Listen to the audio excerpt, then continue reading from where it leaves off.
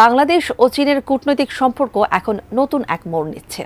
সামরিক প্রযুক্তি, অস্ত্র সরবরাহ এবং প্রতিরক্ষা সহযোগিতার এই নতুন অধ্যায়ের সূচনা এখন প্রকাশ্যে। কিন্তু প্রশ্ন উঠছে, দুই দেশের এই গভীর সম্পর্ক কি সত্যিই ভারতের জন্য বড় একটি বিপদ হয়ে দাঁড়াতে পারে? বিস্তারিত জানাচ্ছেন ইশতিয়াক হোসেন। এশিয়ার অন্যতম পরাশক্তি চীনের সাথে বাংলাদেশের কূটনৈতিক সম্পর্ক 50 বছর পূর্ণ করেছে।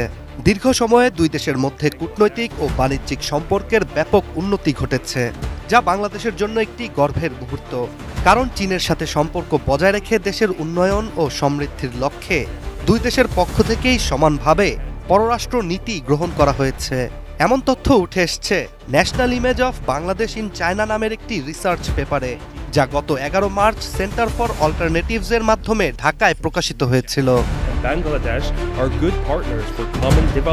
সাম্প্রতিক সময়ে চীন বাংলাদেশকে শুধু সামরিক সরঞ্জামই নয়, বরং মূল্যবান সামরিক প্রযুক্তিও হস্তান্তর করেছে।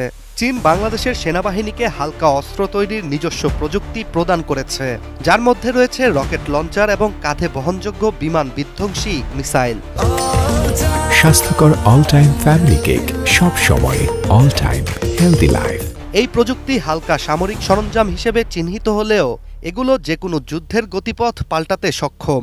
যেমন রাশিয়া ইউক্রেন যুদ্ধে আমেরিকার দেয়া অস্ত্র ব্যবহার করেই ইউক্রেনের সেনাবাহিনী রুশ বাহিনীর অগ্রযাত্রা রুখতে কিছুটা সক্ষম হয়েছিল।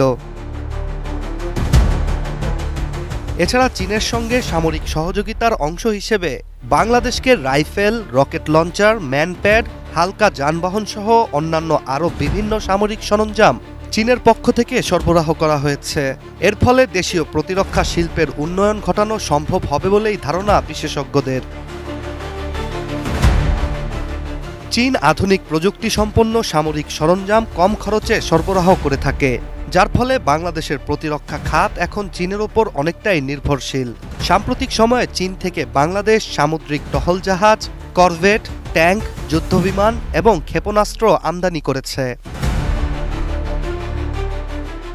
এদিকে দিল্লির কূটনৈতিক মহলে চীন ও বাংলাদেশের এই সম্পর্কের দৃঢ়তা দেখে নতুন করে উদ্বেগ সৃষ্টি হয়েছে। ভারত এতদিন দক্ষিণ এশিয়ায় একচ্ছত্র আধিপত্য দাবি করে আসছিল, কিন্তু এখন চীনের কৌশলগত অগ্রযাত্রায় ভারত নিরাপত্তা হুমকির মুখোমুখি হয়েছে বলেই জানা যায় ভারতের স্থানীয় গণমাধ্যম দ্য ইকোনমিক টাইমসের একটি প্রতিবেদন থেকে।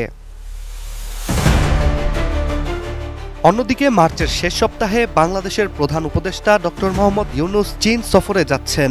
রাষ্ট্রীয় সফরটিতে চীনের প্রেসিডেন্ট শি জিনপিং এর সাথে বৈঠক করবেন প্রধান উপদেষ্টা, যা দুই দেশের সম্পর্ককে আরও দৃঢ় করবে বলেই আশাবাদী বিশ্লেষকরা। এখন দেখার বিষয় প্রধান উপদেষ্টার আসন্ন চীন সফর বাংলাদেশের জন্য আরও কি সুখবর বয়ে আনে।